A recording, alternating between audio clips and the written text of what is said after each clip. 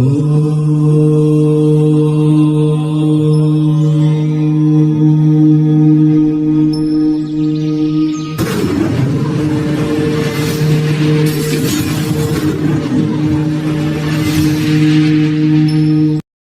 శ్రీమన్నారాయణ. శ్రీ బ్రహ్మకి స్వాగతం. జై శ్రీమన్నారాయణ. మనం ఈ పాడ్కాస్ట్ లో మఖా నక్షత్రం గురించి తెలుసుకుందాం. ఈ మఖా నక్షత్రం వాళ్ళు ఇతరుల కష్టాలకు గురి చేయడం, సొంత పనులను శ్రద్ధ ఎక్కువగా కలగడం, శత్రువులను పూర్తిగా నాశనం చేయడం, ఇలాంటివన్నీ వీళ్ళ యొక్క ప్రధానమైన లక్షణాలు. ఎందుకంటే వీళ్ళు మూషికయోని. సహజంగా ఎలకలను కూడా గమనిస్తే ఎలకలు చాలా తెలివైనవి. ఇవి వీటిని కనుక మనం కొట్టేసి వదిలేస్తే ఇవి ఎవరైతే కొట్టారో వాళ్ళ యొక్క వస్తువులన్నిటినీ నాశనం చేసి పెడతాయి. ఎందుకంటే వీటికి శత్రు స్వభావం ఎక్కువ, అంటే శత్రుత్వం సాధించే వాళ్ళ అన్నమాట వీళ్ళు. ఇక వీళ్ళ యొక్క ప్రభావంలో కోపం ఎక్కువ, వీళ్ళకి బలమైన దవళ్ళు ఉంటాయి.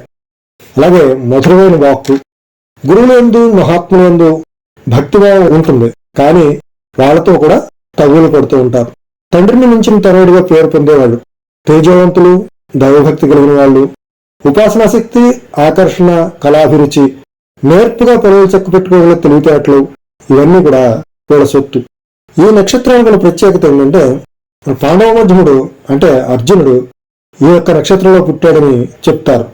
అవే లక్షణాలు, గుణగణాలు వీళ్ళలో కొంతవరకు ఉంటాయి. వీరు రాజలక్షణాలు కలిగిన వాళ్ళు.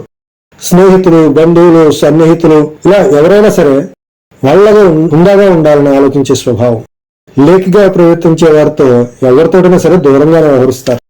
వీరితో విరోధం అంటే సంబంధాలన్నీ తెంచుకోవడం అనే అర్థం. కొంతవరకు ఓర్పు, ఆ పైన కొంత సహనం, అది కూడా దాటి వెనక విసుగొస్తే శాశ్వతంగా వాళ్ళని ఎదుర్కొంటారు. వీరు తొందరగా కోపాన్ని ప్రదర్శిస్తారు, కానీ ఆ కోపం వేరు, విరక్తి వేరు. అంత తెగే వరకు లాగే అంత కోపం కనుక వీళ్ళకి వస్తే మళ్ళీ కలవడం అన్నది కొన్ని కష్టమైన విషయమే. అధునాతన సాంకేతిక విద్యల్లో అలాగే పురాతన శాస్త్ర రహస్య పరిశోధనలో వీళ్ళు బాగా రాణిస్తారు. అంతేకాదు వీళ్ళు ఈ రెండింటిని అనుసంధానం చేసే కృషి కూడా చేస్తారు. అంటే అటువంటి పరిశోధనలో కనుక ఎవరైనా ఈ మఖా నక్షత్రం వాళ్ళు ఉన్నట్లయితే వాళ్ళకి ప్రత్యేకంగా గుర్తింపు వస్తుంది. ఎందుకంటే వాళ్ళు ఈ విషయంలో చాలా ఆసక్తి కలిగి ఉంటారు.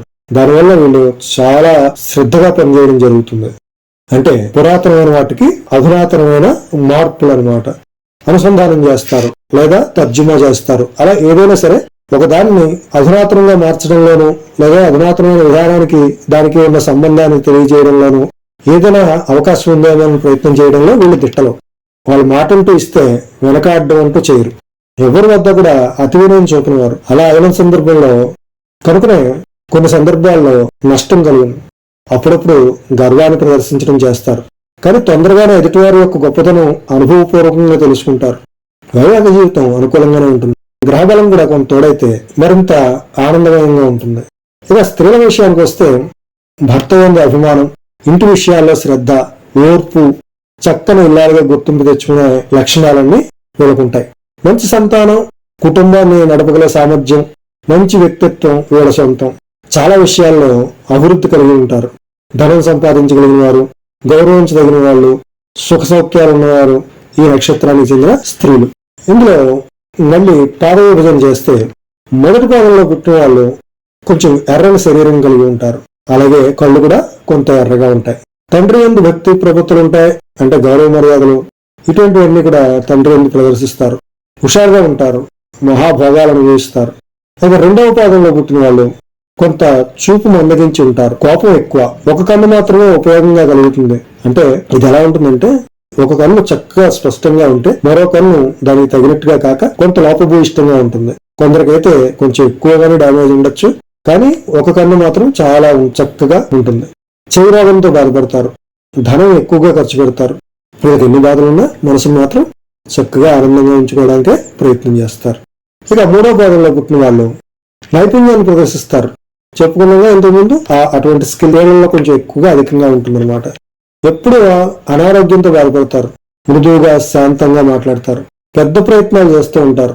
సహజంగా ఎవరైనా పరిశోధనలు చేసేవాళ్ళు కానీ ఒక దాని గురించి అతిగా తాపత్రయపడి సాధించాలనుకునే వాళ్ళకి కానీ సహజంగానే కొంత ఆరోగ్య లోపం ఉండడం జరుగుతుంది.